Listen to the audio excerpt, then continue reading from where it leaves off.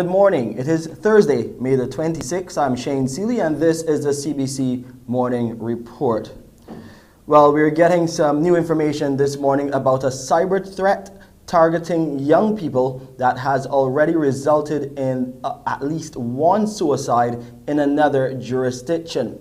It is dubbed sextortion and involves online predators who solicit compromising photos or videos from youngsters, which are then used to blackmail them. And here in Barbados, it's understood that some of these youngsters have been victims of similar scams. So let's get some details now from the Director of Drug Education and Counseling Services, Roger Husbands, who joins me live on the Morning Report to talk about this disturbing trend. Roger, now I saw this story on CNN where a young boy, a 17-year-old, committed suicide hours after being encouraged to send some nude photos to someone posing as a girl who had reached out online. And the story goes that the person, after receiving those photos, threatened the youngster. They threatened the youngster and threatened to expose the pictures on the internet. He was so afraid of the shame it would bring on his family that he decided to take his life. Tell us, Roger, what have you been hearing about similar situations, possibly on the ground here in Barbados, with this sextortion happening? Right. Okay, good morning to you and good morning to your viewers. So basically, the sextortion, which is a term used across the world now for these types of behaviors, but we know it as blackmail. And what happens here is that young people, and I've only discovered about 2 cases of young people who would have gone on the internet and show someone who they figure and thought was a girl was a grown big man or gentleman who is behind the scene, this screen, asking them to perform acts on the internet, and while they are being recorded, but the child does not know they're being recorded and believe that this is just a play thing, just a little fun thing. Maybe they want to get the person who they feel is a girl, they want to satisfy the person who they feel is a girl, and end up taking the clothes off and being able to perform acts so that the person can record them. This has been a growing concern, and maybe even if it's 2 or 3 or 4, it is a big issue. And I think it's one that parents today need to start to address with their children. The Computer Misuse Act protects that child, and I want to encourage any child out there today that might be going through this situation, that the laws of Barbados governs and protects you. And therefore, you don't have to be afraid to talk to somebody about it. You don't have to be afraid to go to the police about the situation and let them deal with it, because this person or persons need to be dealt with by the law, so that other young people are not affected by this situation. So therefore, I want to encourage anybody who might be going through it, maybe adult, maybe child, to go to the police and report this matter, because if we can get 1 or 2 of these gentlemen or females, because also it could happen to big women who are home videotaping little young girls or maybe little young boys, whoever it is need to be dealt with by the law. So I want to encourage young people who might be going through it. You have an avenue that you can go and talk to someone. Also, parents, please, especially this season, especially where things are getting a little bit awkward in the world, and everything seems to be a normal issue, you need to talk to the children, especially those children who are continuously on the internet, and sometimes you don't even know what they're doing on the internet. There are predators on the internet who are out there trying to gain money, or they're trying to gain videos and photos to pleasure themselves and whatnot. You need to talk to your children. Explain to them that if you make a mistake on the internet, if you make a mistake and do something you should not do, I am here. Your father is here, your mother is here, your granny is here, whoever is here, and we can walk you through the process and get you some help. But do not be afraid. Tell them, don't be afraid to come and speak to me. And you, as a parent, try your best to control. I know it's a situation that you might get vexed, you might get angry, you might want even throw some lashes or whatever. But I want to encourage you to please walk the child through this process. And when this process is complete through the police, get the child some counseling, because this is traumatic for some, especially the 2 that we had. It was very traumatic, to the point that it might even cause youngsters to think of killing themselves, because the Barbados is not a very sheltered or we don't tolerate It's a certain small things. So society.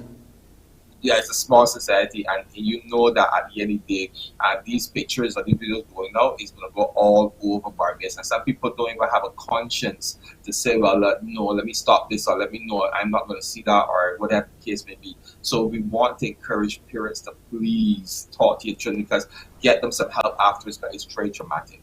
What should parents look out for in terms of behavior if their children and students are caught up in this kind of behavior? What are some of the signs, the telltale signs?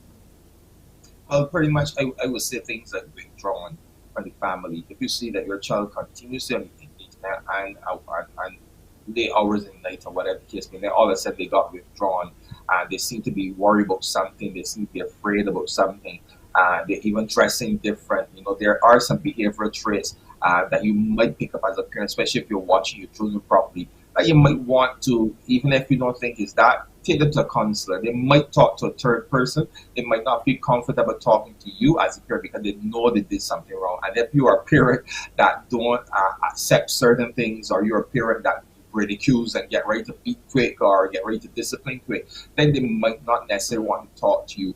But there are avenues out there that you can take them to a counselor. There are many counseling facilities. I know that Bruce Carter from the Pure Sets, Amar Apartment Center, sorry, Amar Apartment Center, they deal with a lot of these such cases. And I'm sure that he and us ourselves at the office, we're able to assist you. But there are avenues out there of professional people who can assist. In terms of law enforcement, because you mentioned getting them involved in dealing with these cases under the Computer Misuse Act as well, is what kind of teeth do police have in dealing with these matters? But especially if it's a young person, it is pornography. It's child pornography, and the act does spell it out that it could be recorded. It could be just, we could be on the internet and they miss it about my shirt and you've been sitting all over the place. That those kind of conditions are in the act, and therefore you are protected. All of us are protected by this Computer Misuse Act. It might need a little bit of amending, but we are protected by it, and therefore people need to understand that they have power to deal with this. If anybody send out threats to you, or say negative things that are bad to your character, those are things that are protected by our acts here in Barbados, and therefore people need to understand they are protected. Young people, you are protected. Don't let anybody tell you, look, and what Shane, what they use it for is to get young people to do more acts. So they will say, well, look, I record you, you see, I record you, and therefore, you know what, if you don't do this, or you don't do the next, I'm going to send this across the world, and everybody can see you. These kind of threats that they make, you are protected by the computer. Don't take off your clothes more, don't go and do nothing else different, and all you have to do is to stop. You know you made a mistake, go straight to the police, who has the infrastructure and the computer technology to deal with that Yeah. individual. All right, so you are protected. Well, sextortion will be a new term for many here in Barbados, but in the U.S., the FBI are investigating a number of cases. They're also saying that cases may be underreported. We really wanted to shed some light on this issue, and we thank you, Roger, for playing your part in just unearthing some of the disturbing trends that are happening here in Barbados. Please, when you hear about these social problems, don't feel shy. Just come, and of course we'll have a chat about it as we give people watching the Morning Report more details about some of these issues that we are seeing here in Barbados. You be safe until the next time we chat. You too, sure. All right, sir. Thank you. Appreciate your time. Roger Husbands is the Director of Drug Education and Counseling Services, spending some time with me talking about this new trend, sextortion, blackmailing, whatever you want to call it, right here on the Morning Report. We'll take a break here. We have some COVID-19 updates coming your way, and we'll tell you what's the latest on the war in Ukraine.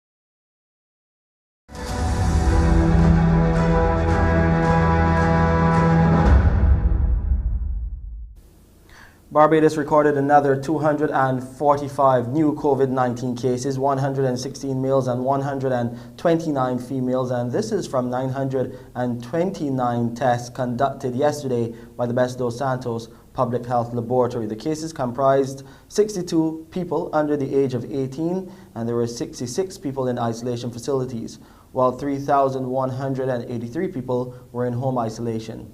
The number of deaths from COVID-19 has now reached 444 following the passing of a 56-year-old man who died. He was unvaccinated. Minister of Health and Wellness, Ian Gooden-Edgell, has extended condolences to his family and friends. A health official in Guyana suggests that COVID-19 fatalities there stem from the refusal to vaccinate against the virus. The lead doctor at the infectious disease hospital revealed most patients admitted to health institutions are still unvaccinated. According to the Ministry of Health, 86% of adults have received at least one dose, while 64% are double vaccinated. However, for Dr. Bovell, there is still a dire need to press for vaccinations in Guyana to achieve a zero-case result. In her efforts to reveal the truth behind the growing cases, Dr. Bovell expressed that the majority of persons admitted as COVID-19 patients at the hospital are either unvaccinated with comorbidities or partially vaccinated with comorbidities. That the majority of the persons admitted into the hospital, not only at the Lilendale facility, but at all of the isolation sites, are persons that are unvaccinated. They are either unvaccinated with comorbidities, or they might have started their vaccination process, not completed their vaccination process, and have comorbidities. Of course, you have those that also will be vaccinated and have comorbidities, but we're talking about the majority of the persons being unvaccinated. With COVID deaths at a count of 1,231, the OAS awardee further emphasized that the majority of COVID-19 deaths are persons that have comorbidities and are unvaccinated. Trinidad and Tobago has commenced the rollout of the pediatric Pfizer COVID-19 vaccine for children ages 5 to 11 years old. The vaccine will be available at 30 sites across the country. We have given parents all the information that they need to get their kids vaccinated. We do have cases in schools. It's not a cause for alarm at this point in time. But we can mitigate further cases in schools if we start to get more of about 12 to 18 vaccinated, and also now 5 to 11. Because the worst thing you want to do, Kimberly, is to keep children away from school. It is not good for their long-term social development. It is hoped that the vaccination of this age group would also reduce the number of COVID-19 cases in the school system. But the minister says some parents are still reluctant to get their children vaccinated. Remember, even with the 12 to 18, we only have about 60% of them vaccinated because too many parents have bought into the anti-vaxxers message. And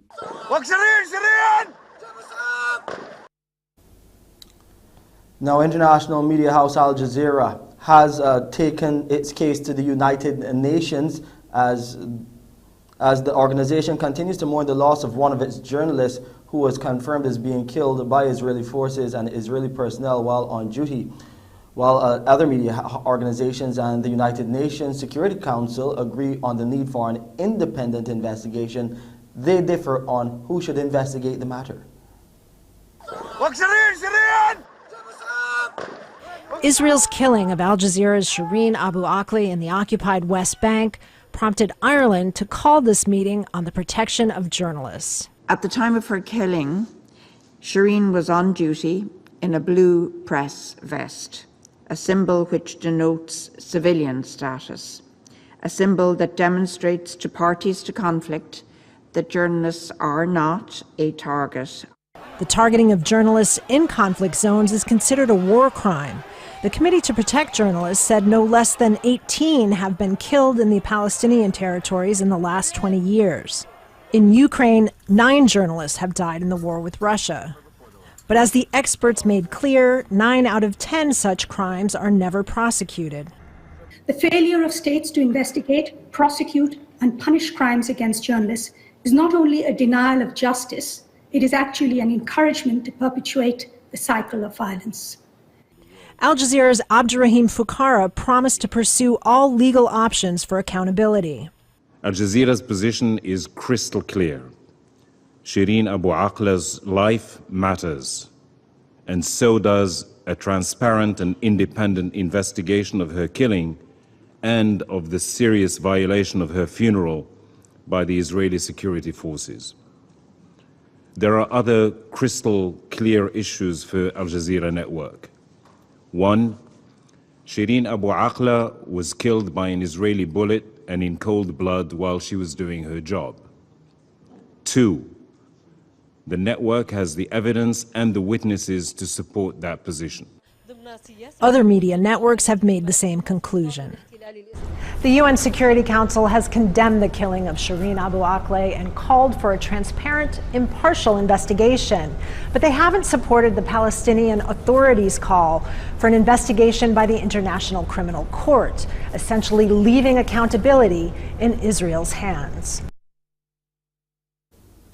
In the latest on Russia's war with Ukraine, the Ukrainian President Volodymyr Zelensky has made a blistering attack on the former U.S. Secretary of State Henry Kissinger, who suggested on Tuesday that peace negotiations should be aimed at creating borders along the line of contact in Donbass as it existed on the eve of the Russian invasion. Kissinger was speaking by video link to a Davos forum, and in a video message Wednesday, Zelensky said no matter what the Russian state does, there is someone who says let's take into account its interests, which he does not agree with and dismiss in his video message. Zelensky compared Kissinger's views to appeasement of Nazi Germany in 1938.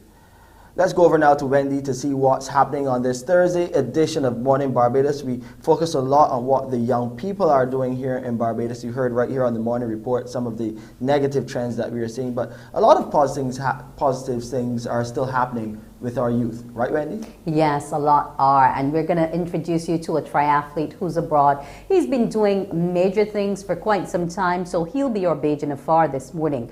But before that, Shane, we're coming up toward the hurricane season. And Caribbean risk management is a very serious and interesting topic because there's so many areas we need to protect ourselves in. And we will have Mr. Ken Hackshaw, who's a specialist in this area, along to tell us about a conference that they'll be having dealing with just that. Also this morning, we will get to hear from Pinelands. You know, we know them for the creative aspect and the cultural influence, but they have been empowering women in many ways. So we'll get to meet some of those women. And remember we told you about little Makai who needed those medical expenses. Well, we are going to have a benefit for him. It's coming up on the 4th of June, so we'll have John Roy along to tell you more about it. So information on these and more as we come towards 6:30, Shane. Thank you, Wendy. See you in a few minutes' time. Here on the morning report, you'll hear how the local private sector wants to step up to help the most vulnerable in society. And the mask mandate, well, as far as outdoors goes, we could down our masks from yesterday, but you'll hear the Prime Minister's message to Barbadians asking them to be responsible right here after the break.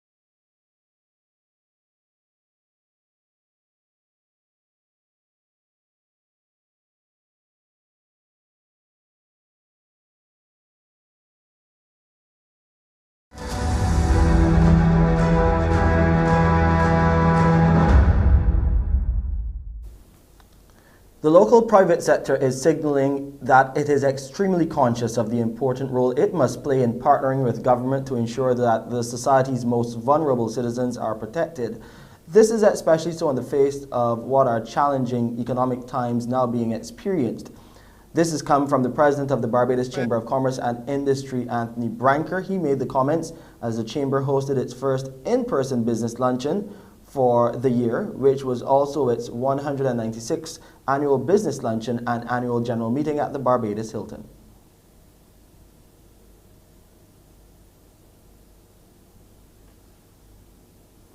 And the Minister of Energy and Small Business and Entrepreneurship, Kerry Simmons, echoed the view, noting that government is committed to ensuring the most vulnerable are protected during these times.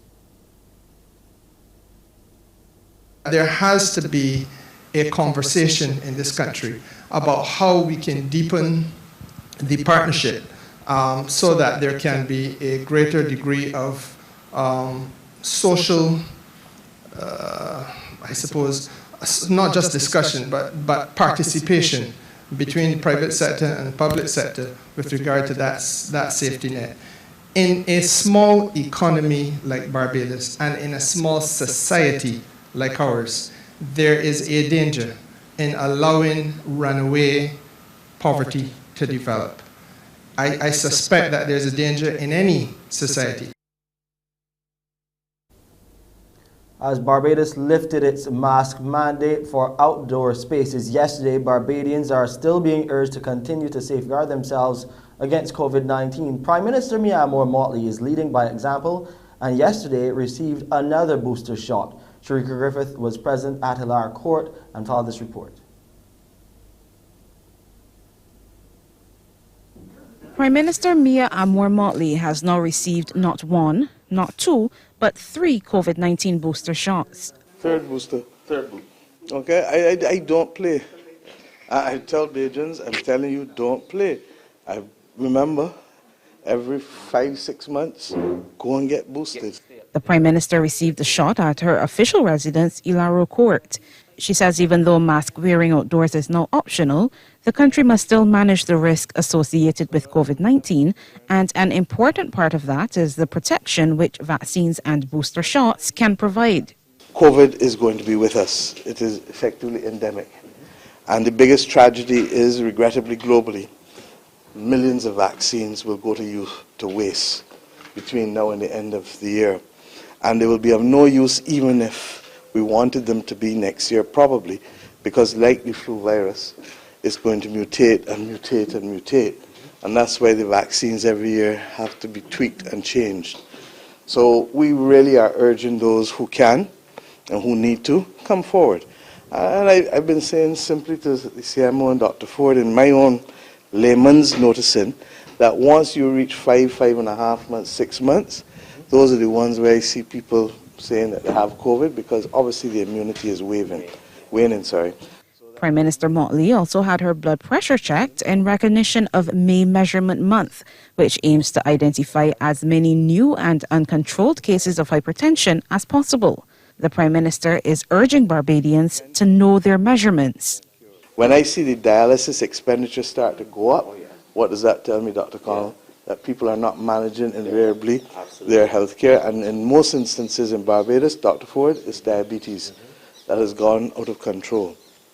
So awareness, measurement, monitoring, activity, those are the buzzwords. And of course, watching what you eat.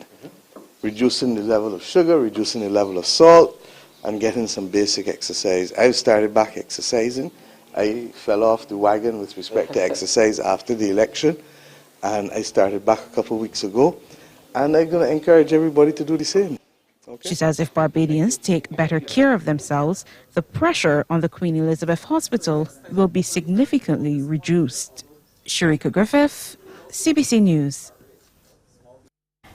Some sporting news now. Barbados Pride trails the host Trinidad and Tobago Red Force by 46 runs after a lively first day on their 4th round clash in the CWI Regional 4-Day Championship. Winning the toss and batting at the Brandlar Cricket Academy, the Red Force were bowled out on the stroke of tee for 132 in 54.2 overs. Justin Graves, Akeem Jordan, Raymond Simmons, that is, and Jomel Warrican claimed 2 wickets apiece, while Miguel Cummins took 1 scalp on his return to the team. In reply, the Pride were 87 for 2 at stumps, with both openers back in the pavilion.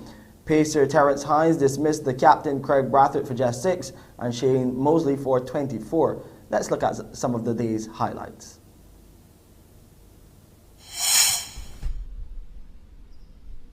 Oh, he's bowled him! A brilliant delivery that moves away from the bat and knocks over the off stump. That's a great delivery.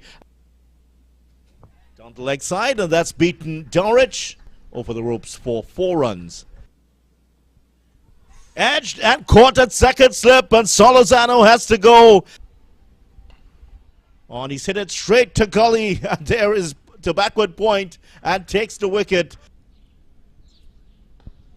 That's the sort of length that he was looking for. Karaya, and caresses this one through the cover region for 4. Oh, he's bowled him behind his back. Down the leg side, as an edge is there. He's been given, yes. Well, that came off the edge and has gone past gully for 4. Well, he's helped that on the way, and that will go for 4. Well, he's that's gone high into the air. Could be caught. Yes, he is. Oh, he's crashed that through the covers for 4. An imperious shot. Well, he's hit it straight down the throat of the man coming in, who has taken the catch. He's gone straight through him. Late movement has defeated him here. Oh, he swept across the line here, and he's been given. And that is the end of the Trinidad and Tobago innings. And guiding it there. There's a gully. Lovely shot through extra cover for 4. And he's starting to look more aggressive here. Oh, good delivery, and he's got him here. He's done the trick. Martin to replace him. Pulled away. Has he gone? Yes, he's carried to him. And that is Hines celebrating a 2nd wicket. The action continues today, and of course we'll update you in subsequent sporting news. Let's look at the weather now. The temperature on the outside, 26.6 degrees Celsius, as it seems to be always around that mark over the past few mornings. Relative humidity at 82%, the barometric pressure 10-15 millibars, and those winds coming out of the east at 37 kilometers per hour. The low tide will come our way at 26 minutes after 7 this morning. The high tide will be in the afternoon at 24 minutes to 2. Those seas are smooth to moderate in open water. Swells are between 1 and 1.5 meters and increasing. Today it will be cloudy with sunny periods here in Barbados, with a few brief isolated light showers. And tonight it will be cloudy as well, with a few brief isolated light showers. And here's a quick look at the international weather forecast. That's it for the Thursday edition of the CBC Morning Report. I'm Shane Seeley. I'll see you at 7 with headline news. Up next is Wendy Burke with Morning Barbados. Wake up, wake up, wake up, wake up. Barbados, get up. Good morning. Good morning, Barbados. Good morning. Good morning to you. Good morning. Morning, morning, morning. Good morning to you. Good morning. Morning, Barbados. Good morning. Good morning to you. Good morning. Morning, Barbados. Good morning. Wake up, wake up, wake up. Morning to you. And good morning to you. It's Thursday, yes. Terrific Thursday today. That's what we'll all make it.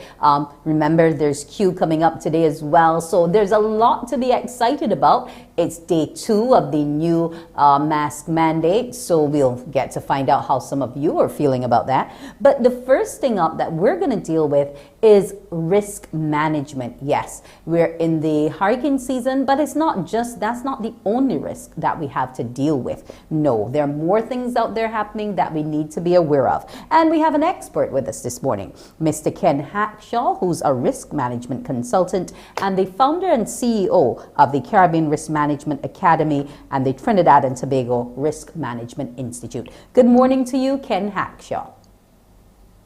Good morning, Wendy. How are you? I am great. What about you?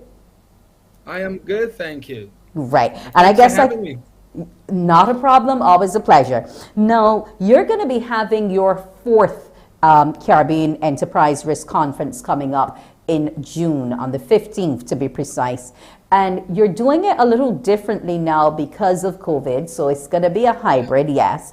But the theme is very interesting. From vulnerable to resilient to anti-fragile, the new risk frontier, Caribbean and international. You know, risk practitioners should be part of this.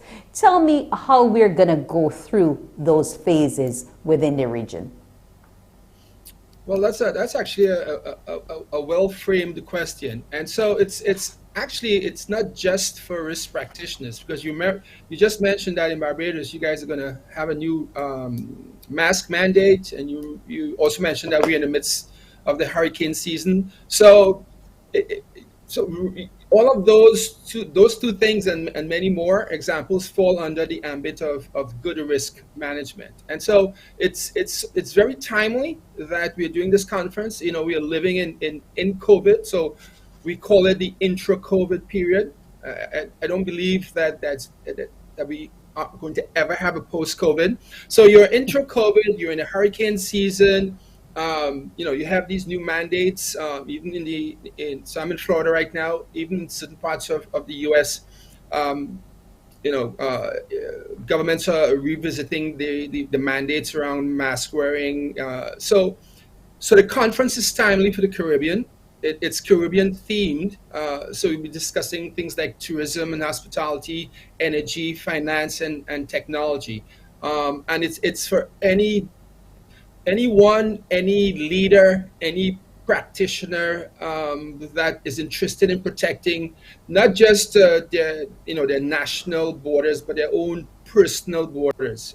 So knowing more about risk management is incumbent upon all of us in the Caribbean.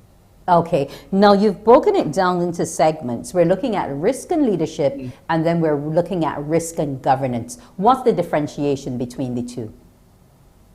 Well, there's little difference between governance and leadership. Leadership, for the most part, speaks to who's going to drive this wagon, how effective they are. Governance is a much larger embrace of the risk management practice. So it includes leadership, it includes good processes, good procedures, good laws, good regulations. So it's that. So we talk about risk governance, which is that overarching umbrella, if you will, as to how effective will your risk management practices be. So that includes the leadership or the people aspect of it. And that's pretty critical because, as I like to say, if you can't think it, you can't act on it. And, my criticism, if I could use that word, of some of our leaders in the Caribbean is that they are not versed enough in the conversation around effective risk management, especially when we speak about going just beyond resilience. And so that goes back to the theme of the conference. And we are living in a much more fluid, much more volatile and uncertain period, and it's going to be like that for many years to come. And so our leaders have to get on board with that, a new level of thinking as it relates to managing the risks to the population, to the organizations. And again, that's where the conference comes into play. Now, my issue with this anti-fragile aspect, we're within the Caribbean, the small island developing states. We are facing a massive threat from climate change. Yeah. You know, so Yeah. every day something else happens that creates greater fragility for us. So we're already battling with the resilience aspect of it. How can you and some of the other speakers you have on board tell us about how to become anti-fragile? Well, again, very, very good question. I need to write that down for some of the other folks. Here's the thing, Wendy. We are a very reactive society in the Caribbean. And I remember doing a podcast with a senior CARICOM leader, and he said to me that, you know, most of the time we love to spend to repair or fix, but not spend to prevent. Yeah, and so I think in the Caribbean countries we are very vulnerable. Yeah, so what we need to do then is as far as we can reduce our vulnerabilities, which will then lead to us becoming a bit more resilient. The next step is, and we have to start thinking it. Remember I said earlier, if you can't think it, you can't act on it. So if we are constantly outing fires, if we are constantly reacting, if we are constantly fixing, then there will be little room, if any, for us to be more resilient, and then just going beyond resilient, which is what we talk about in the anti-fragile space. So it's not just, you know, bouncing back, is moving beyond just bouncing back. It becomes, we start thinking about, okay, how can we be more prepared for the eventualities? So things like hurricane, we have little control over that, but we could be more resilient, that when these things do come, not if, but when they do come, there's going to be less impact to the people, to the infrastructure of our Caribbean entities. And it goes beyond whether it's in the energy space, the tourism space, the finance space. And I respectfully submit we aren't doing enough of that. We aren't doing enough of that. And again, hence the reason for the folks who'll be speaking at the conference. That will address, okay, how do we go beyond resilience? It's not just a talk shop, because there are companies now who are working and living in the anti-fragile space. You know, some folks aren't, you know, too accurate with that term anti-fragility, but in the simplest form, it's just going beyond resilience. It's not just, okay, something happened, we're resilient, so we bounce back. Okay, but how do you then continue to thrive beyond resilience? And we have to start thinking and planning for that. Now, how do we get on board with this conference to become a part of these discussions and to hear these case studies being presented? Well, you can definitely go to Caribbean Risk Management Academy.com, and there's a plethora of data there around the conference. So you can register immediately. You can register and pay. There is and there's going to be more information on the speakers. Our keynote speaker is Mr. Warren Black, who speaks to system thinking and resilience. He's out of Australia. We have a couple Caribbean,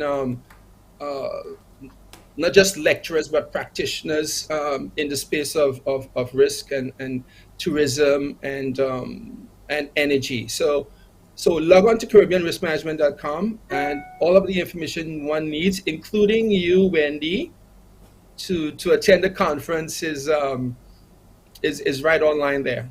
Okay, now you're speaking to two issues that have been helping to drive the region, that of tourism and then that of energy. We're now looking at a whole set of renewable platforms across the region.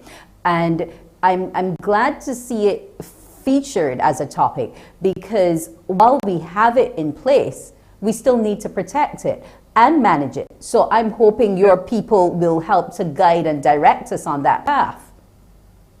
Yeah, very much so. So, you know, and there's an energy conference happening in Trinidad sometime in late May, I think, or early June.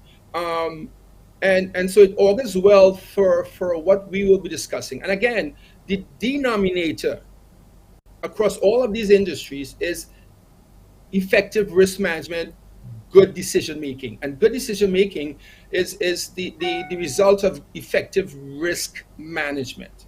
And so risk by definition is the effect of uncertainty on achieving an objective. So whether that objective is in the energy sector, in tourism, in hospitality, finance, technology, one needs to fully embrace, understand, and integrate risk effective, I think that's the operative word there, effective risk identification and management into these various industries and disciplines. And so, yeah, the conference will not just speak to that, but it's tangible. This is what you can do. This is what you ought to be doing in these respective industries. Now, what are some of your bugbears in terms of the future shocks that will present themselves to the Caribbean? So, you know, we have been involved with a couple of major conglomerates in the Caribbean, a major public health. We're currently doing some enterprise risk management consulting for a major public health institution in the Caribbean. And my fear, and it's not just for the Caribbean, is the people risk element of it. It's the decision makers. It's the decision makers and our leadership, as to your question, the governance aspect. My fear resides there because first we have to think of it. First we have to identify it. It has to be in our heads that this is what we need to do. And experience in and of itself is a risk. So I'm not comforted by the fact that we may have politicians or business leaders who have 20 years or 30 years experience. That doesn't do anything for me as a risk practitioner or even as a business leader. You know, so you must have folks around the table who are thinking and operating in this space. So I don't use the word risk awareness anymore or risk management awareness. It needs to be risk activation. Enough of the decision making and talking around how can we not just prevent, because some things we just can't prevent, speaking of climate risk or hurricanes, but we can't put things in place to reduce the impact when these risks eventuate. So it starts with thinking about these things, knowing the knowledge aspect of it. And again, the purpose of the conference is to drive that home. Okay. So we're not talking enough about anti-fragility or resilience. So the conference will drive that home. But first we have to think it, eh? Yes, think it if you need to do it. Now, in terms of the conference being hybrid, is there a cap on how many can actually attend in person versus the online? Well, yeah, and if I speak too much about that, my colleagues may beat up on me. But there has to be a cap because, again, we are intra-COVID now. So even in person, we have to limit that for proper spacing. So the in-person is going to be at the Radisson Hotel in Trinidad and Tobago. Online, well, there's no cap on the online side of it, but there is a cap to the number of folks attending, and I would like to think it's about 100, 110 folks. The room could hold much more, but for spacing purposes, and to stay within the COVID protocols, there is a cap there. So I encourage folks, and in person is always better, eh? So I encourage folks to, where possible, attend in person, but there is also going to be an online, and it is a hybrid, so you can register online. And when you go to the website, you indicate what is your preference, either virtual or in person, yeah. And if we want to get to Trinidad, we still have some time because we're talking June 15th. So there's still time to book that flight if we want to leave Barbados to attend. Yes, you do, and I have we do a lot of work with the K-Ville campus of UE. A lot of my colleagues, a couple of whom will be speaking at the conference. So we are looking forward to our Barbados colleagues and friends to attend. Yeah. Okay. Well, I wish you a successful conference, Mr. Hackshaw, and here's hoping that we think it and do it. Let's hope that message gets over. It was great Wendy, having you. for having me. Have a good morning. You cheers. That was Mr. Ken Hackshaw, a risk management consultant. Well, he's going to be doing great work there, looking at all of the drivers within our economic industries and how we can protect and ensure that they become anti-fragile. We'll take a break, and when we come back, as he said, colleagues from the Hill, we'll be speaking to some more of them because Social Sciences Week continues. Morning, morning, morning. Good morning. Good morning to you.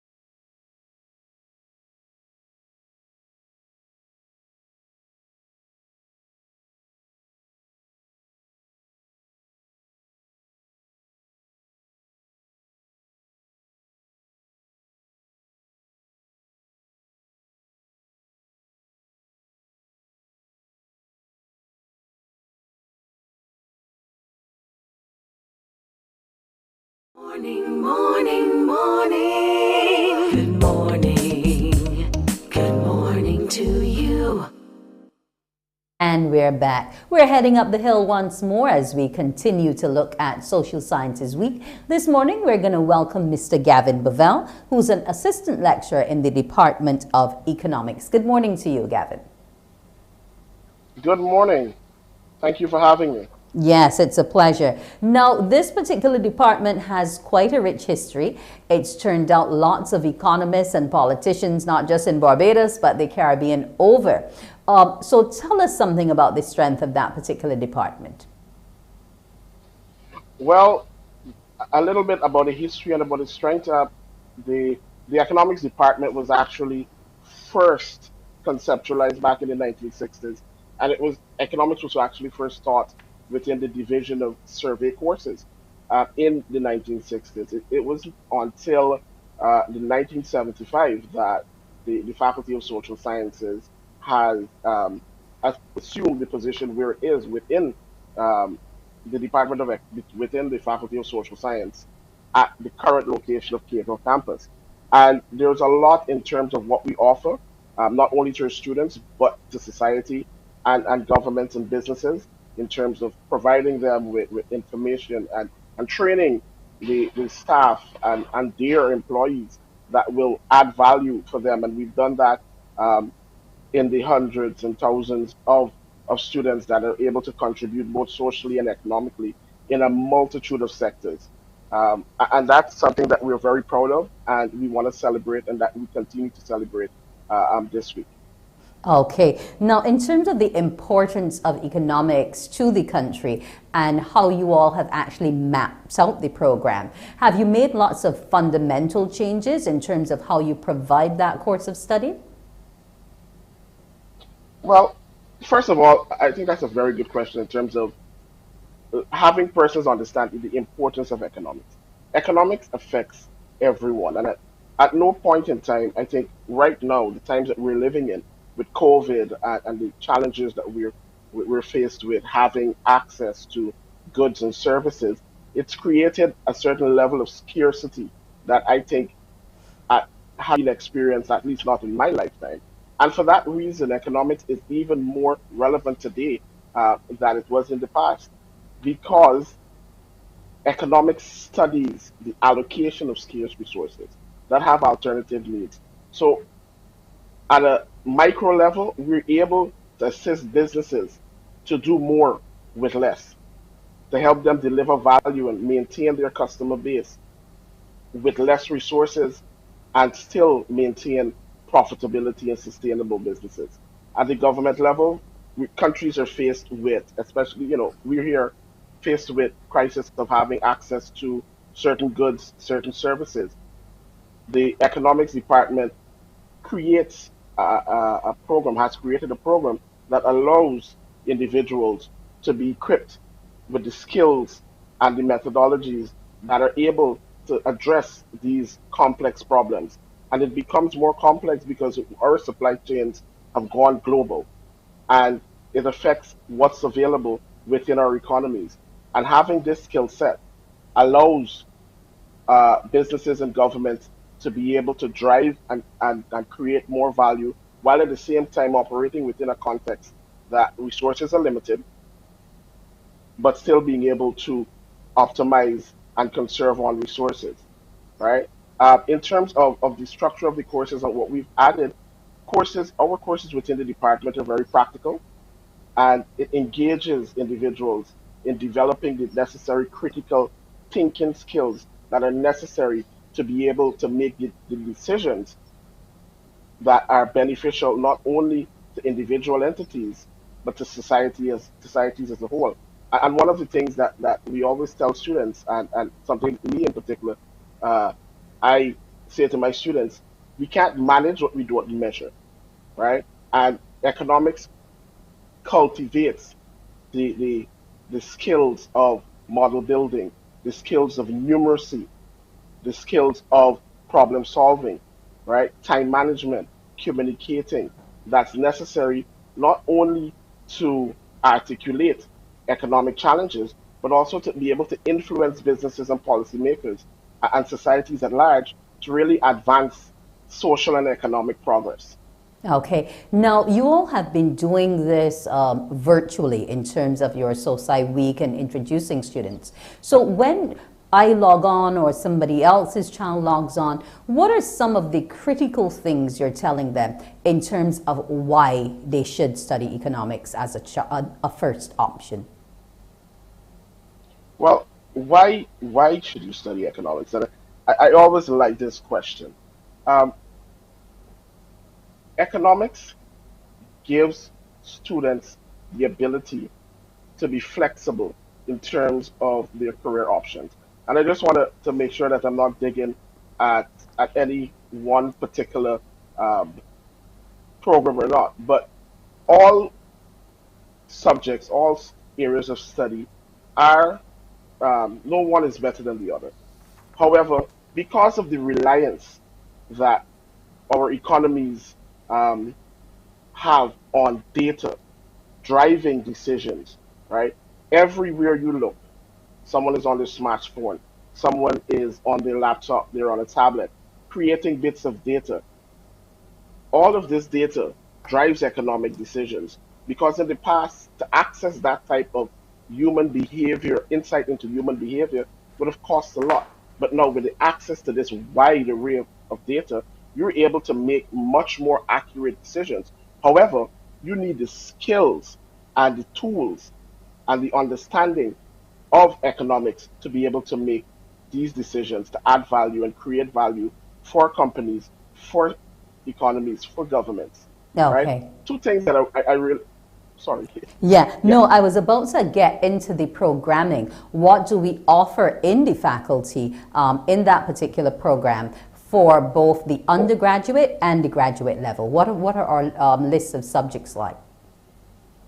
Oh, we have quite an array. So we have a BSc economics major for persons that are interested in economics in a very major way. But we also have specialized degrees like banking and finance, economic specials with specials in terms of economics with development, economics with international economics, and economics from a quantitative perspective that prepares students for careers in the finance industry, for careers in international development organizations, for careers in hedge funds, for careers within commerce. Then you have joint double majors where students are interested, they know they're interested in economics, but they're also interested in other areas as well. And economic pairs well with a number of other areas of study. So you have economics and accounting, economics and history, economics and management, economics and marketing, economics and poli sci. Then we have major minor combinations where you major in economics, but you take a minor in these subjects such as history, law, management, math, public sector management. And that's at the undergraduate level. But at the postgraduate level, we also have masters in banking and finance, finance and business economics that prepare students to engage in careers in the financial services industry, to engage in careers in manufacturing sectors and handling the finances that contribute to the sustainability of those organizations. We have a master's in logistics and supply chain management that prepares and equips students to engage in making decisions in this global supply chain that we're operating in. And that's so important today. And then for students that are going to go further and become more specialized in finance and economics, we have MPhil and PhD degrees that allows them to create that expertise and enables them to become experts in these areas. Okay. Now, you mentioned a few of the job prospects before that individuals can get into. Outside of those ones, what are some of the other careers that young people can look to? I didn't hear economics and entrepreneurship there. There are combinations, there are double majors that are available with economics and entrepreneurship, and that is true. Um, and that's probably an oversight. But the job prospects that you have with an economics degree from the University of the West Indies are very, very wide ranging. Because anywhere a decision needs to be made, an analysis has to be conducted. And the analytical skills, the problem solving, the modeling, the techniques that are used to really extract valuable insight from raw data to ensure that your decisions are as effective as possible and reflects the current situations and scenarios that you're facing. The degrees in economics prepares you to make those value added data driven decisions in a world today where we're surrounded by data that we use and interact with and create. And again, I'm going to say it, if we cannot measure it, we cannot manage it. So economics creates students that are able to not only articulate these challenges, but be able to measure the impact of not one decision, but a varied number of options to see what the potential costs and benefits are for each of those decisions so that the decision makers within the organization are informed when they make their decisions. Okay, in terms now of how the virtual sessions have been going and the advice to the students logging on, what has the faculty been telling them when they have this interest in studying economics? What advice are you giving these young ones? Or older ones, because we might want to pick up the discipline later in life. We can't leave out the oldest student. No, we cannot, because economics is for everyone. There is no age limit. There are no restrictions, no discriminations. Economics is applicable to everyone.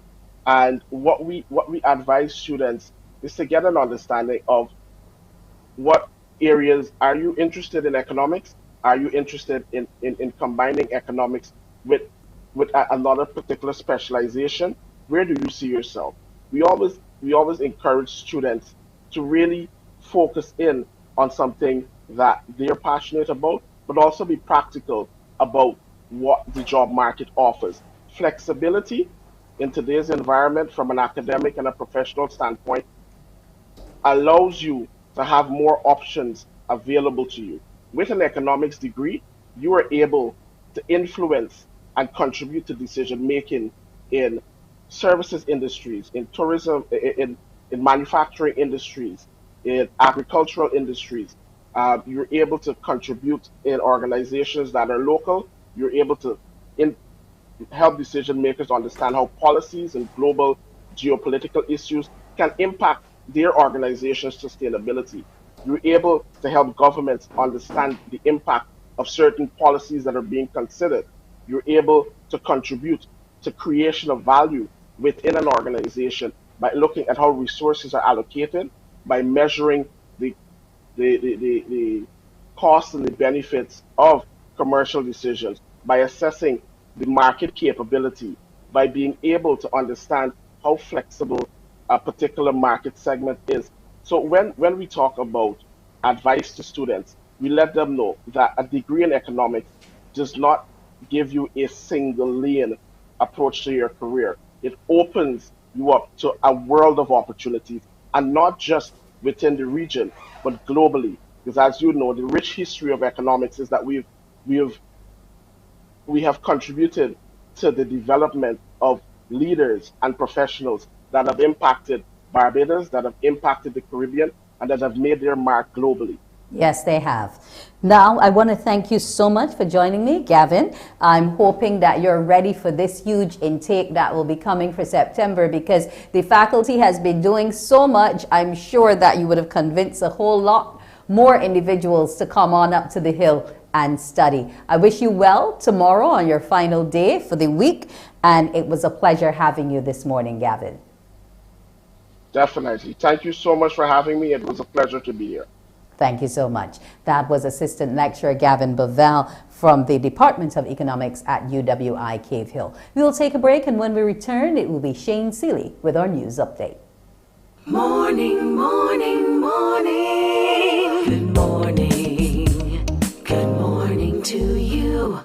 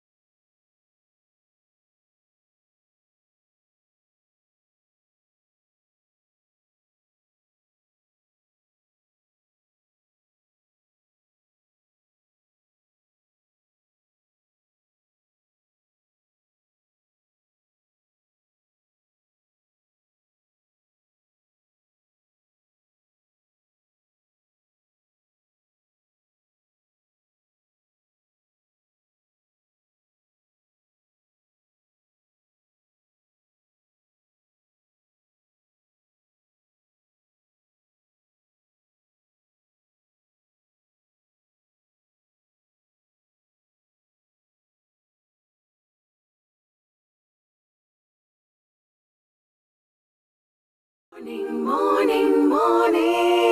Good morning. Good morning to you. Good morning, I'm Shane Seeley with your headline news for this Thursday, May the 26th. New details emerging about a cyber threat targeting young people. It's called sextortion. It involves online predators who solicit compromising photos or videos from youngsters, which are then turned and used to blackmail them. Over in the U.S., there have been thousands of reported cases with the FBI investigating, and even one where a 17-year-old boy committed suicide. Highlighting the issue on the Morning Report, Director of Drug Education and Counseling Services Roger Husbands confirms that sextortion is also occurring here in Barbados. The sextortion, which is a term used across the world now for these types of behaviors, but we know it as blackmail. And what happens here is that young people, and I've only discovered about 2 cases of young people who would have gone on the internet and show someone who they figure and thought was a girl was a grown big man or gentleman who is behind the scene, this screen, asking them to perform acts on the internet, and while they are being recorded, but the child does not know they're being recorded and believe that this is just a play thing, just a little fun thing. Maybe they want to get the person who they feel is a girl, they want to satisfy the person who they feel is a girl, and end up taking the clothes off and being able to perform acts so that the person can record them. Mr. Husbands wants parents and children now to be more vigilant, extra vigilant, he says. And he also says these incidents need to be reported to the police as there is protection under the Computer Misuse Act. The laws of Barbados governs and protects you, and therefore you don't have to be afraid to talk to somebody about it. You don't have to be afraid to go to the police about the situation and let them deal with it, because this person or persons need to be dealt with by the law so that other young people are not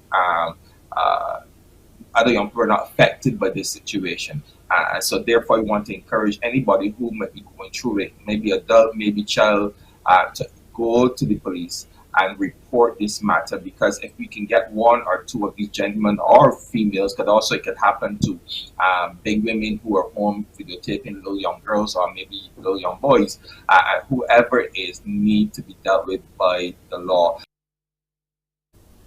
Now, parents and guardians concerned that their children are victims or may be affected by some form of sextortion are being urged to look for the telltale signs. That involves a suspicious behavior where children may become withdrawn or spending a significant amount of time online. Mr. Husbands is also urging that parents seek counseling urgently for those caught up in such scams to avoid a worst case scenario where a child would want to take their own life. In other news this morning, Barbados recorded 245 new COVID-19 cases, 116 males and 129 females from 929 tests conducted, and that was on Tuesday by the Best Dos Santos Public Health Laboratory. Looking at the numbers, they comprised 62 people under the age of 18, and there were 66 people in isolation facilities, while 3,183 people were in home isolation. The number of deaths from COVID-19 has now reached 444, following the passing of a 56-year-old man who died. He would have died yesterday. He was unvaccinated. The Ministry of Transport Works and Water Resources is investigating an incident of illegal dumping at Most Bottom Hillaby St. Andrew, allegedly involving an MTW truck and 3 employees. The incident occurred on Thursday, May the 19th, but was brought to the ministry's attention after a video of the act went viral on social media over the weekend. The ministry has strongly condemned illegal dumping and emphasizes the actions of the alleged employees do not reflect the values or daily duties of the ministry. Once investigations have been completed, disciplinary actions will be taken against the perpetrators if warranted in accordance with the procedures established in the Code of Discipline in the Public Service Act. We'll wait to hear more details on what happens there. And in some regional news, the CARICOM chairman, John Bricino, has revealed efforts to scam regional leaders have failed. This was first initially reported by the Prime Minister of Trinidad, Dr. Keith Rowley, and the scammers' plot included Mr. Bricino, who is also the Prime Minister of Belize. It appears someone purported to be a high-level United Nations official. Mr. Bricino has shed light on the matter.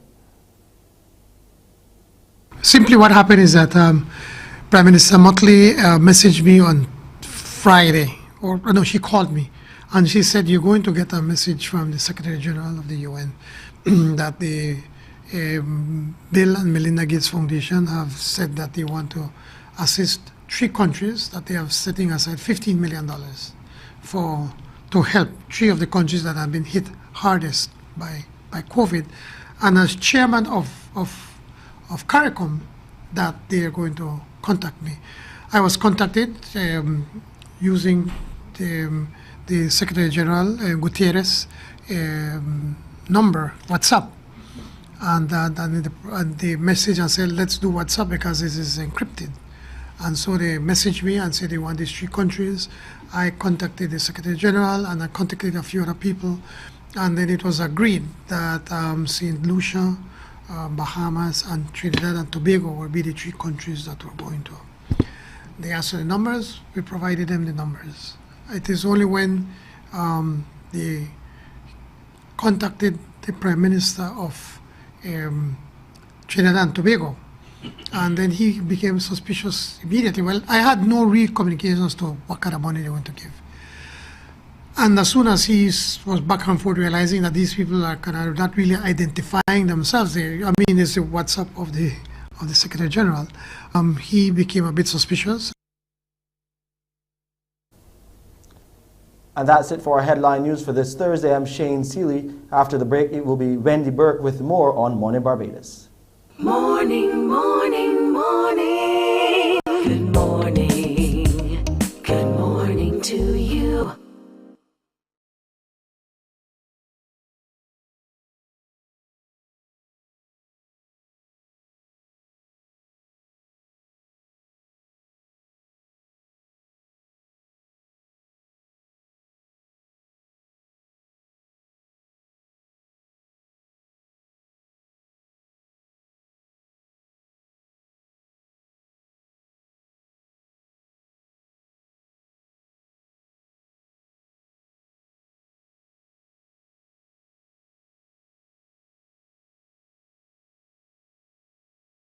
Morning, morning. Good morning.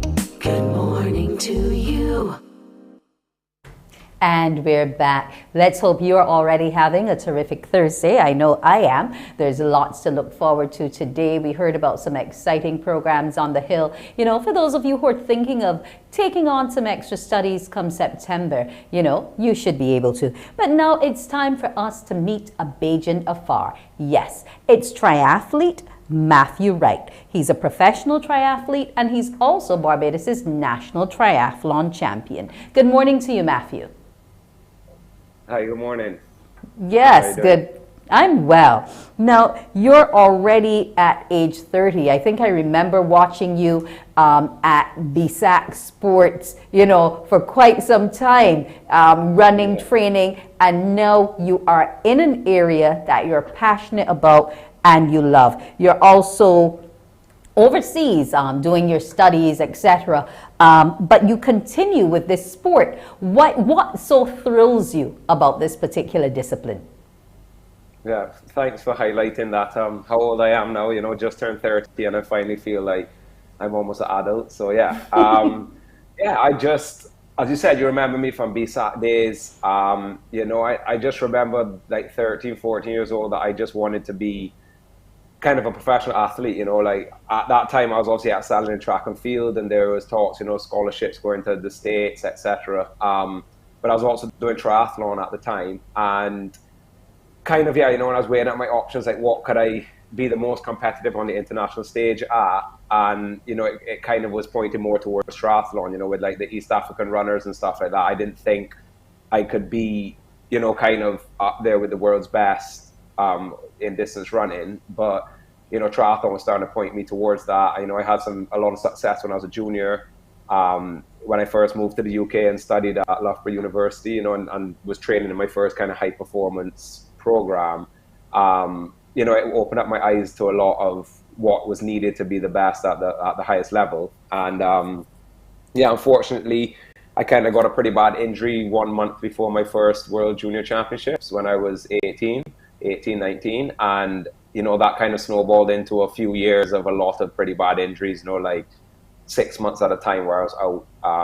And I'm kind of still chasing my tail from that, you know. So even though I say I'm 30 years old now, I still feel like in terms of my development as an athlete, I'm only 23, 24 because I've missed so many years of training due to injury. I do hope that I'm putting that kind of in the rearview mirror, but you're never sure what's going to happen. And you know, my chiropractor actually a few months ago, for the first time, someone told me, you know, I'm an aging athlete, and I was like, oh, crime! It's like, what does that mean? So you know, I'm not sure what the body's still got in it, but the goal is, you know, 2024 Paris Olympics. Okay. I was trying for Tokyo 2020, but injury got me there.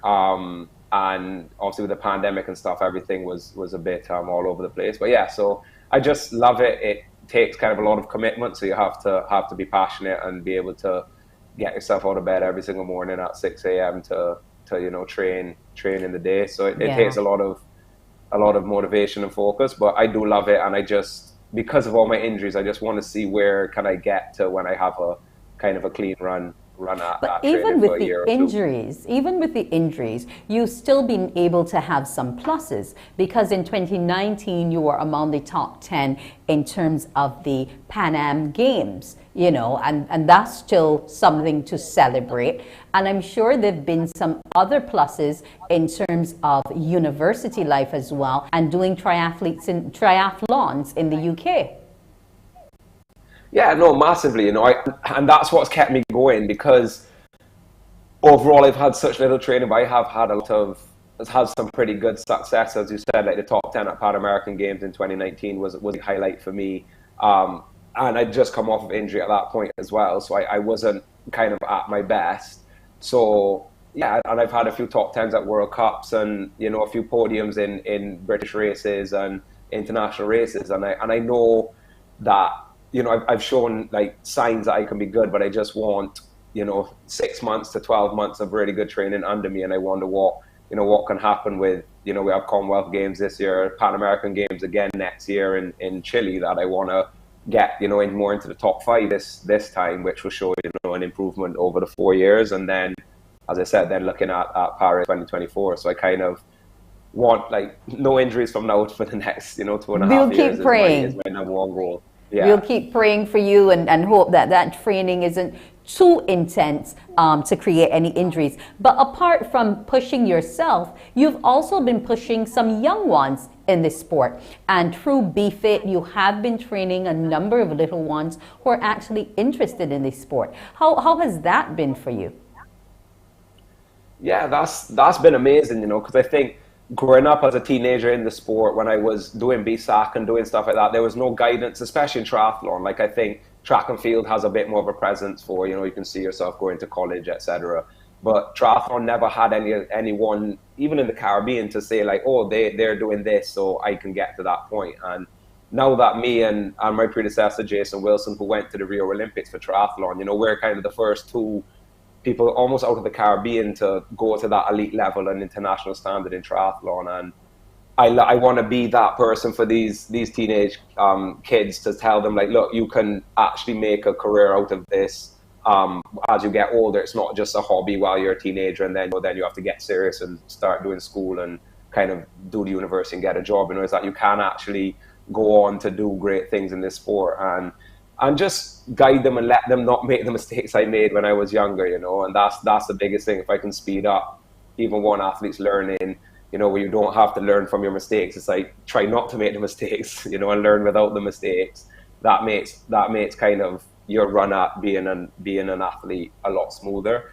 And I know you've had a few of the guys like Luke, like Kane Banfield, and those guys, like younger kids on Mornin Barbados already, and you know, they're super talented juniors that I'd really love to, if I can in any way, guide and help them kind of, you know, smooth their path into the elite ranks. in a way that I never had it that, you know, when I was their age.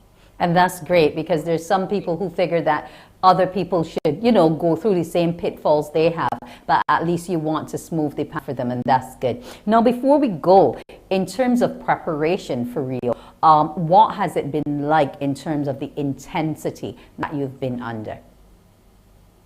Yeah, I think you mean maybe Birmingham Commonwealth Games, because Rio was 2016 Olympics. Sorry, so not, I think, I'm talking about the games coming up in 2024, sorry.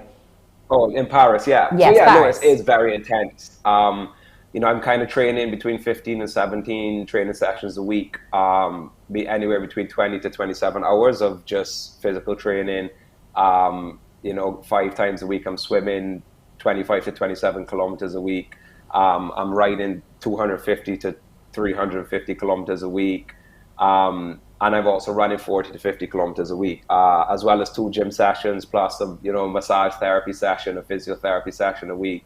So it is a full-time job, and it is very, very intense. And, you know, with the time like COVID and stuff like that, like I've gotten ill with COVID before, and it's, yeah, that sets you back a bit. And every day missed isn't ideal, but you just try to keep us focused and keep yourself in your own little bubble as much as possible, so that you can, you know, I can train to the best of my abilities, and you know, 365 days of the year, I'm getting everything I need out of my body, because it is a long game, and consistency is where you really make the gains in a sport like triathlon and any endurance sport for that matter.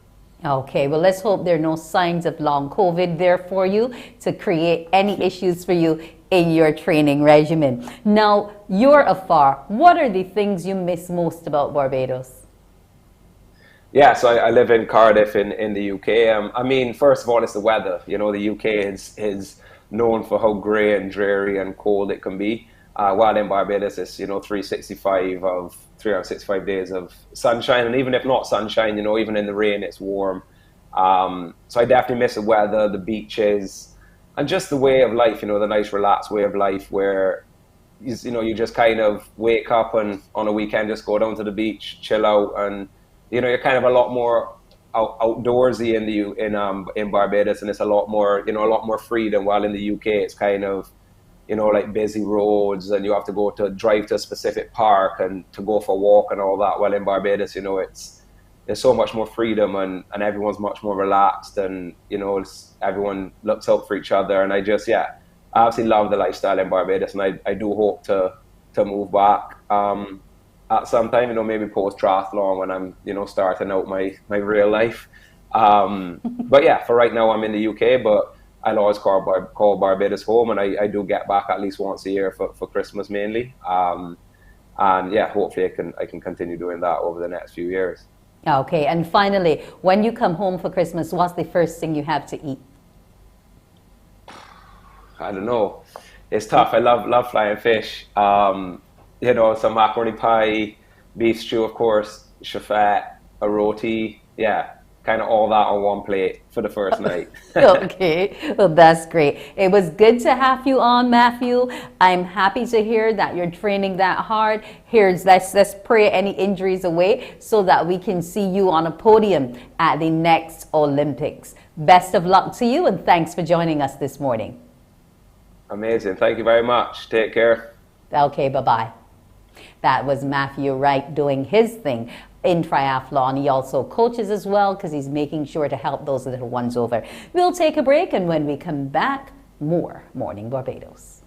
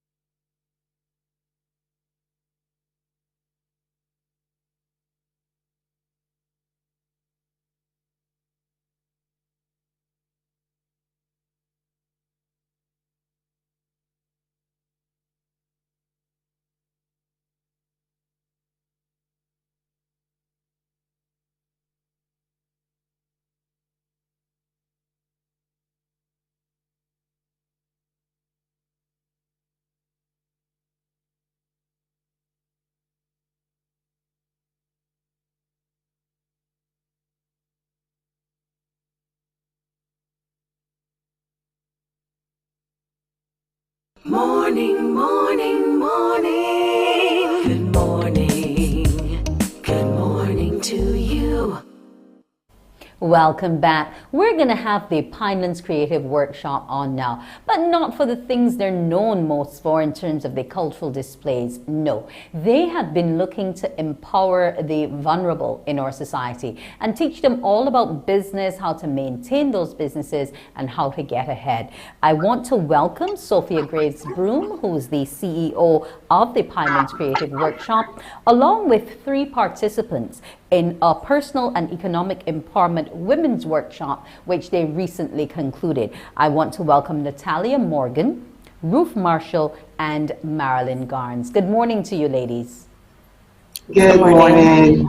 Okay, now this workshop, Sophia, that you put on, it's been something that you've been looking at for a bit. You've had your Rodney Grant would have been part of the instruction in the process. And it's all about having women take the handle and take control of their lives in terms of empowerment, enfranchisement. Walk me through the course. Good morning again, Barbados. I can say these ladies have been put through an intense program, leading them off in terms of a think tank to really discuss, basically drill down to the various business ideas to ensure that they were able to have realistic initiatives that they can put forward that really speaks to their sustainable livelihoods. That's the backbone of the program is about sustainable livelihoods, especially coming out of a post-COVID environment. We would have also taken them through not only the business components, but also looking at the psychological or the personal challenges that could inhibit them as women in terms of their personal lives, whether they're dealing with their children, their finances, relationships, all of those things do have an impact on business. So we took a deep dive into that, and we had Renee Harding come in terms of therapists, trauma therapists, and specialists in that area to really help the women to really get perspective in terms of some of those key things in their lives that sometimes hold them back and how to really handle those challenges. And then we would have had Dr. Holder, Lynette Holder from the Small Business Association, helping to understand how the economy works and what part they play in building out this economy and their critical role in making it work as effectively as it does.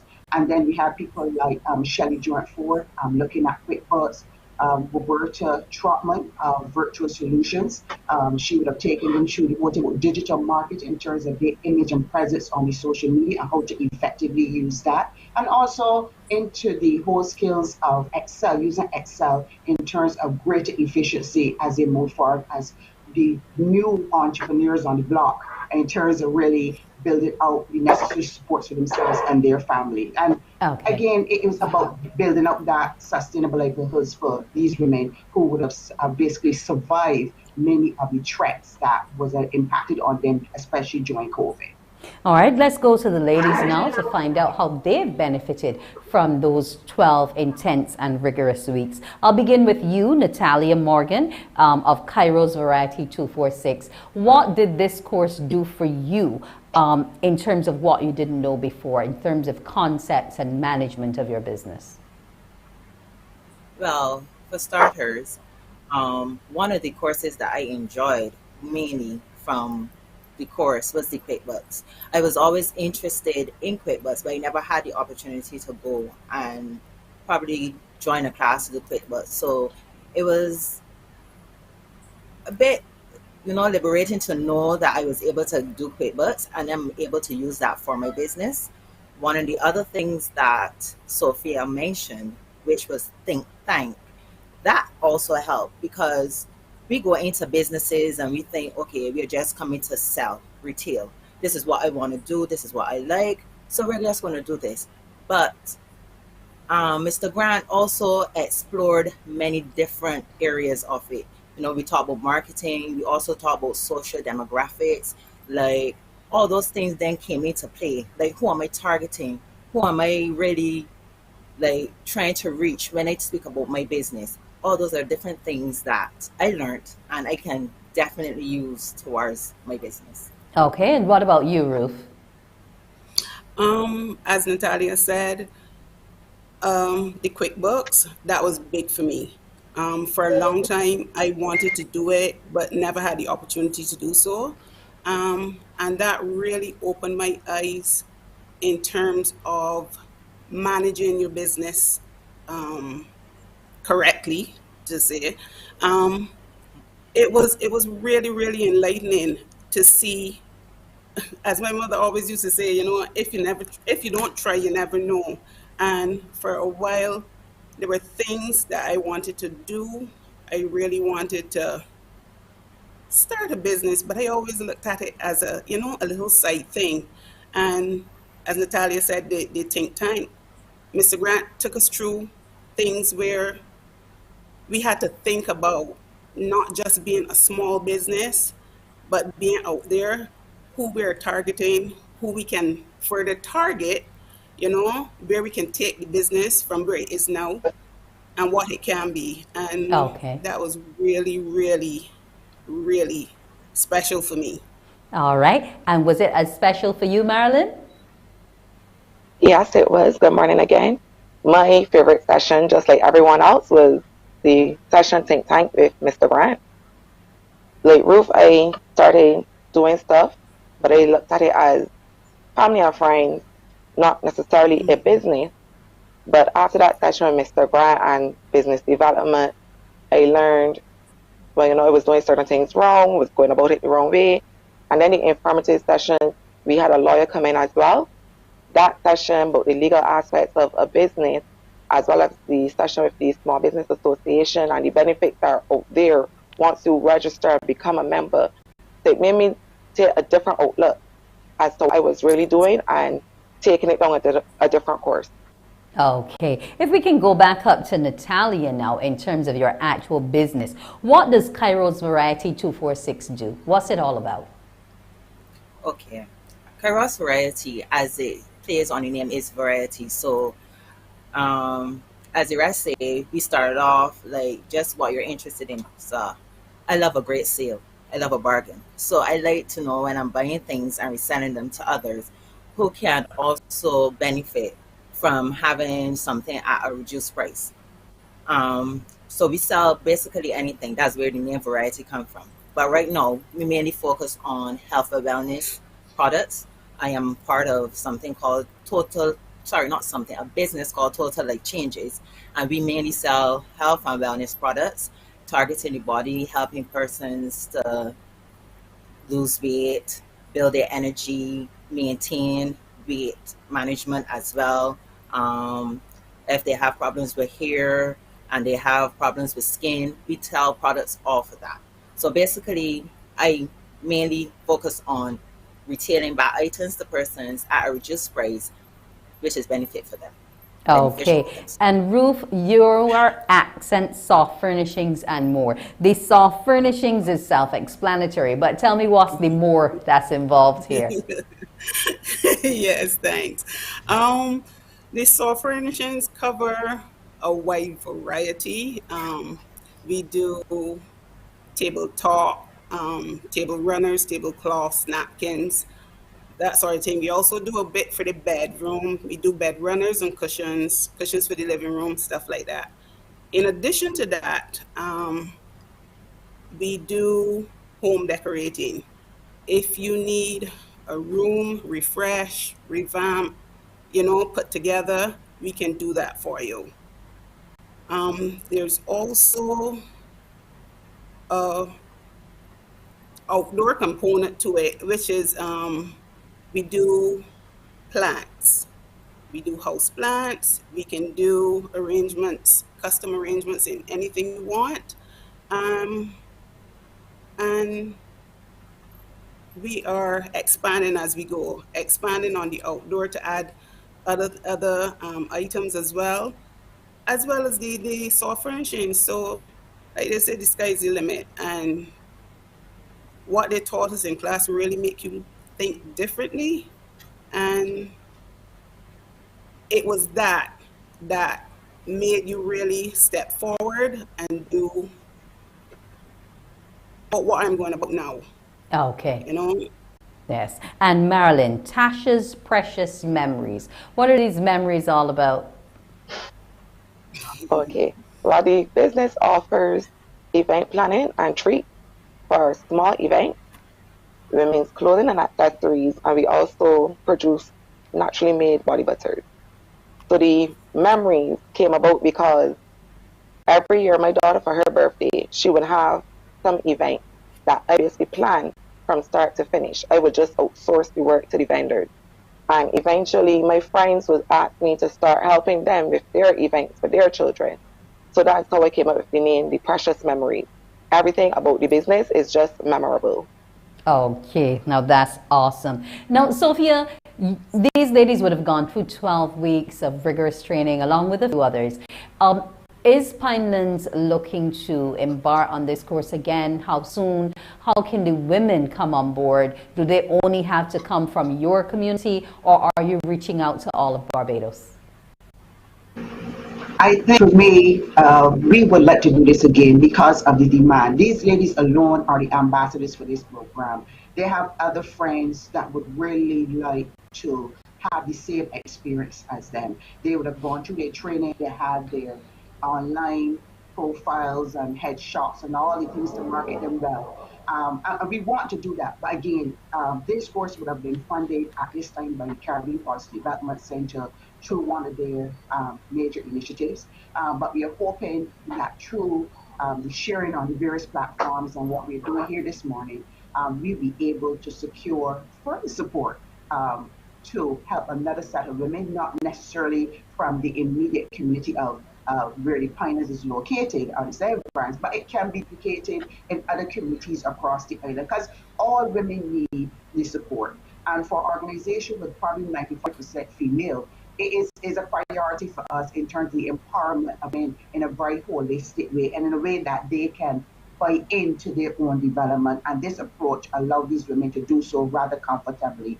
And we would love to share the same experience with other women, with these same women coming before them and sharing their experience, what they have gained, what they have learned, and continuing to share and encourage other women to move in the same direction, the whole process of being self-reliant. And this program speaks to that whole self-reliant approach in terms of moving forward, having that additional revenue, having the means to sustain your family through periods of struggle and unsurety, especially when COVID was the most extreme. We saw a lot of research asking questions, but we wanted to move our research to action.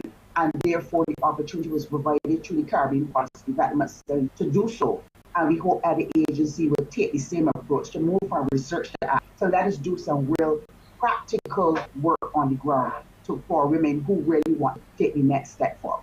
Okay, well, here's hoping that they are listening to the program and they've heard that call and come forward to support our women in business. I want to thank all four of you for joining us this morning. Sophia Graves-Broom, the CEO of the Pinelands Creative Workshop, Natalia Morgan, Ruth Marshall, and Marilyn Garnes. Ladies, here's wishing you all the best of success in your businesses, and here's hoping that you too can help to empower other women and lift them up. Have a great morning. Thank you. Thank you. Yes, that was the Pinelands Creative Workshop. They're empowering some of Barbados's women. Go on out and help to empower someone else as we try to make this a terrific Thursday. We'll take a break, and when we come back, we'll deal with the arts. We'll let you know what some Barbadians have been up to overseas. Morning, morning, morning. Good morning. Good morning to you.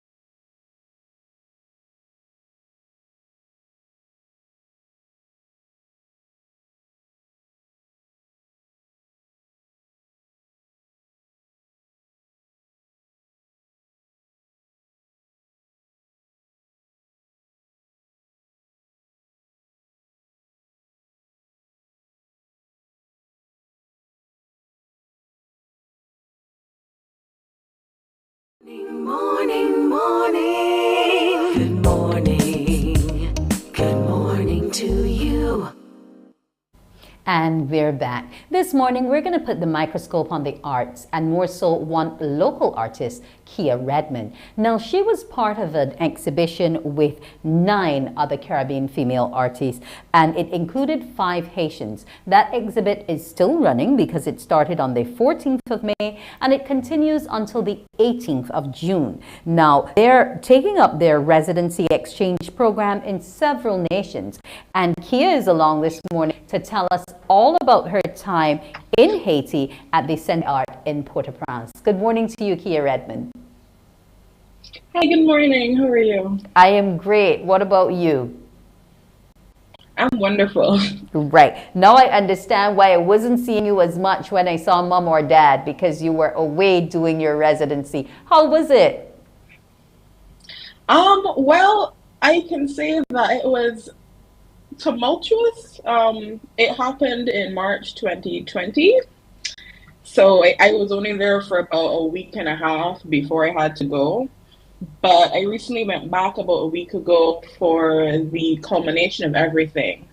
So based on the research that I would have done in that week and a half, I still managed to create some work that was showcased amongst some other really amazing Caribbean female artists. Okay, now the title of the exhibit is Archipelago, and it spans 10 Caribbean countries. How does that feel to know that you get an opportunity to be among so many and showcase across nations? It was definitely a great feeling, especially when I first got it, and even now. I've met some, like I said, some truly incredible artists and some truly incredible people. I feel blessed that I got to go to Haiti because it was such a vibrant experience. The way that art permeates their society is just insane. It's on every single level of society. Even if you go into, let's say, a hotel or something that's from, an international chain, it's infused with Haitian art. They make others conform to who they are. It's not the other way around. So in every aspect of life, there was such a humongous art scene. So valued, and it was really incredible. Okay, in terms of the lessons learned and understanding your role as a female within the arts and how you two can create history, what is the footprint you think you left with them? That's an interesting question. Well, I'm still fairly young, and I would think I was the youngest person in the group there. So it was great to experience women of all ages and see how their portfolio of work has changed based on this experience. For me, I think I was an interesting change. A lot of people there spoke French. I only spoke English. But I was the only video artist, and I think that definitely brought a new perspective to the exhibit. We all had varying perspectives from our work that we still kind of overlapped in a way. So I think that my perspective was definitely an interesting one. I guess it looked more at the island and the tourist and the citizen and the history of our region through this lens of like the relationships you'll have had with each other. So the relationships with the island and the colonizers and the Amerindians and the slaves, and how we as citizens how that history has impacted us as citizens right now. Right. Also, on looking at that impact, elements of voodoo and the feminism would have also featured and been highlighted in the artwork. When you saw this body of work, how did it make you feel? Not only being immersed in the Haitian culture, but for you, when you reflected on it, what was some of the feeling that it unearthed within you?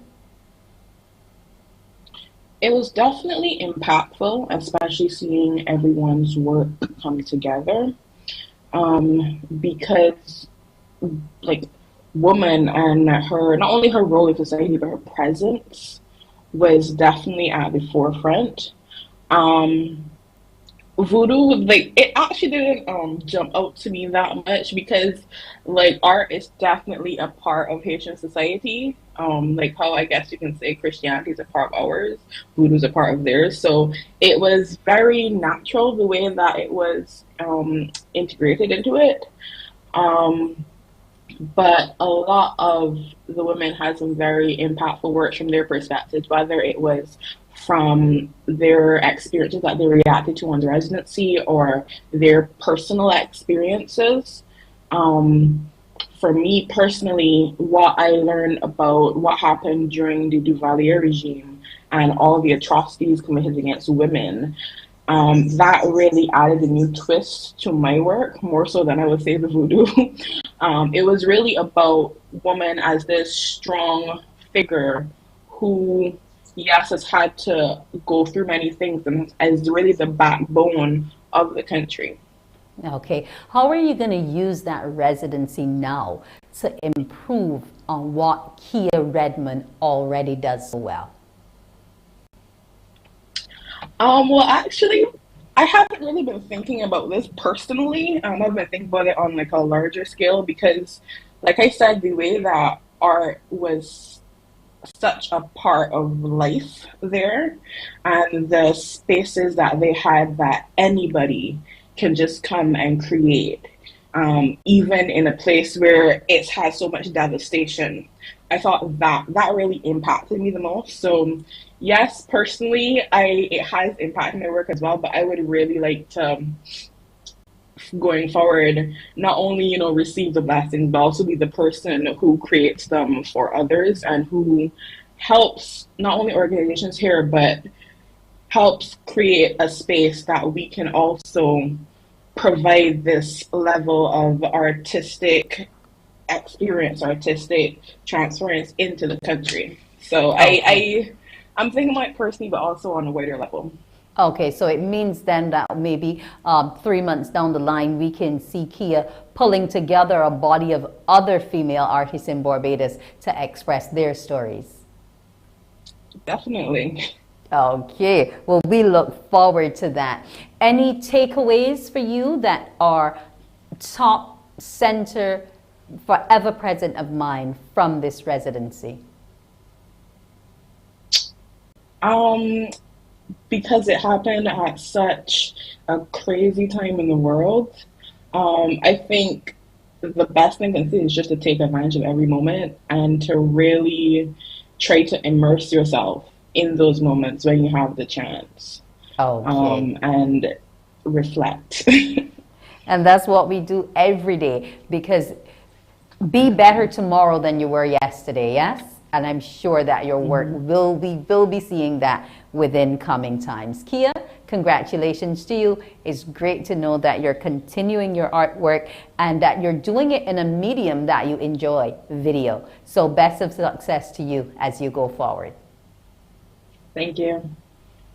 That was Kia Redmond. We want to thank her for being part of that UNESCO-funded program, which had a number of artists participating in that event in Haiti. We'll take a break, and when we come back, we'll tell you about a new effort to help save little Makai. Morning, morning, morning. Good morning. Good morning to you.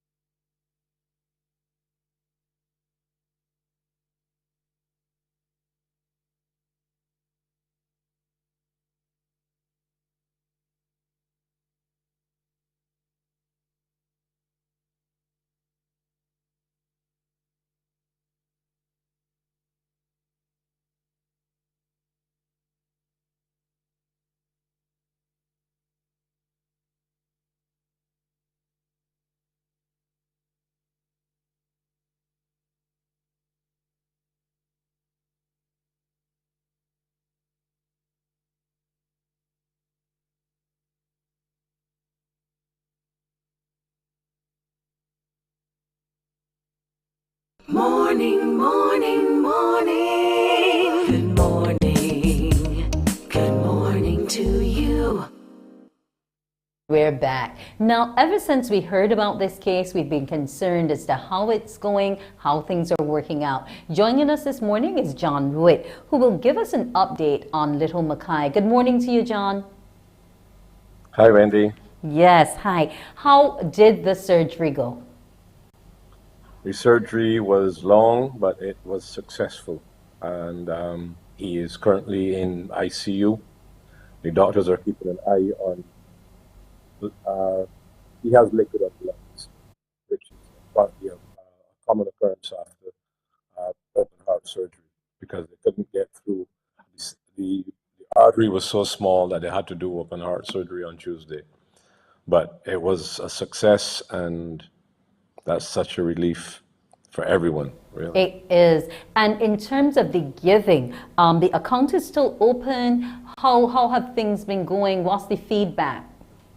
Beyond belief. That's the honest truth. Beyond belief. I have no words to say how I feel about the kindness and generosity of Barbadians in general, all over. We tend to focus on so many negative things, and when you see the way that people can be so positive and understanding that we all have to help each other, that's the way the world is meant to work. And the response has been phenomenal. That's the only thing that I could think of saying. Absolutely. That's great to know. Now, you have managed to pull together a benefit, but it's a little different. We're actually going to be playing bingo on June 4th. Tell me about that. I have very short space of time because he's going to be in hospital in Colombia for at least another 2 weeks. Yeah, so that's going to push the cost up, and his mom is in a hotel which is attached to the hospital. So it will still take cost up. And I reached out to numerous celebrities, including Peter Arlene at CBC, who will be calling numbers with Ralph Thorne, and John King will be calling with Ronnie Clark, and Biggie Irie with Adania Grandison, Tamara Marshall, Natalie Burke, Ramon Coke, Matt Fingal and myself, Mahalia and Chris from 2 Mile Hill, Senator Rawdon Adams, and partner in Lex Caribbean, Tammy Pilgrim, Kurt Humphrey and Belle Holder, the Red Boys. It's going to be absolutely an absolute fun night. That's the honest truth. It's going to be hilarious. Mac is the MC. And I have reached out to numerous corporate people, like in the hotel and entertainment industry, as far as prizes go. And within 4 days, I have over $16,000 in prizes. So it's not a pookie bingo game at all, right? There are staycations, dinners, lunches, electronics, iPads, art paintings from Arthur Atkinson. I mean, once again, I cannot explain the level of response to this cause. It is mind-boggling.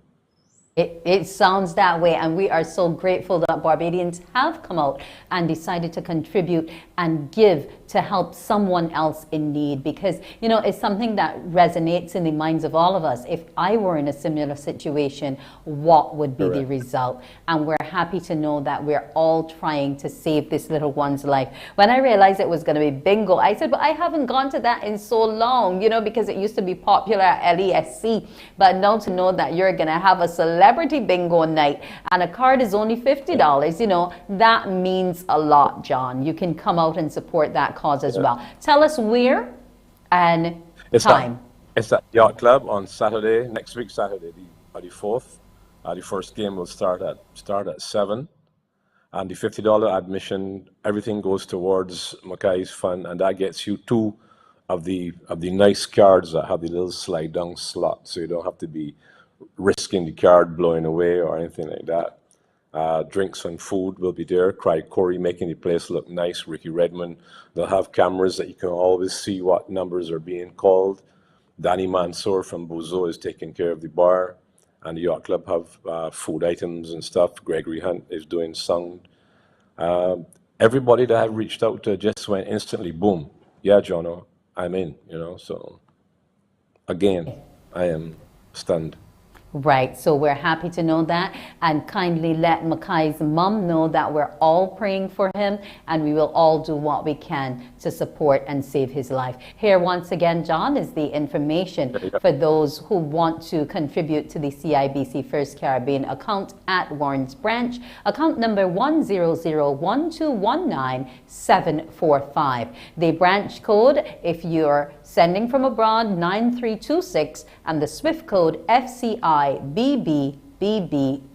So we can all contribute, whether we're here on island or if we're abroad, to help save this little one. And John, once again, we have to thank you as well for having such a big heart and extending all of this assistance to somebody that you do not even know. That takes a lot to keep pushing the cause in someone else's interest.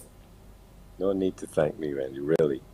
We all do what we can do in life, and it's as simple as that. That it is. Well, John, I wish you well in bingo. Hopefully work will allow me to be there too, so that I can get a couple numbers called in my favor. So remember, go out on June 4th at the Barbados Yacht Club, starting at $750 gets you in for that special night to save young Makai's life. Thank you so much for joining me this morning, John. Thanks so much, Wendy. Take care. Okay. That's John Ruitt doing what he can to help. Now it's Thursday. It is Q in the community. And where are we going to be this Thursday? We're heading to the Freedom Park in St. Thomas. Yes, the Rock Hall Freedom Park. And it is something to see. There's so much space there, you won't believe it. So you'll get to do all your dancing. And remember, today's day 2 of that maskless mandate in public places. And there's such a nice and open space with the winds blowing. So look at what is required for you though, if you wish to be a part of the queue, because you know we're dancing, so there will be a temperature check once you go. And what else do we need to show when we go? Now, and they're also asking for the wearing of masks, because we're gonna be in a tight situation, even though we're open air. You'll be going to the bar, you'll be going to get your food. So when you do that, we do ask of you to be responsible, wear your mask, and keep sanitizing. Go on out and support Q in the community. Have a good dance up, have a good drink up, but remember to be responsible in all that you do. Have a terrific Thursday, everyone. I'm Wendy Burke. It has been a pleasure being with you this morning. Enjoy the rest of your day. Wake up, wake up, wake up.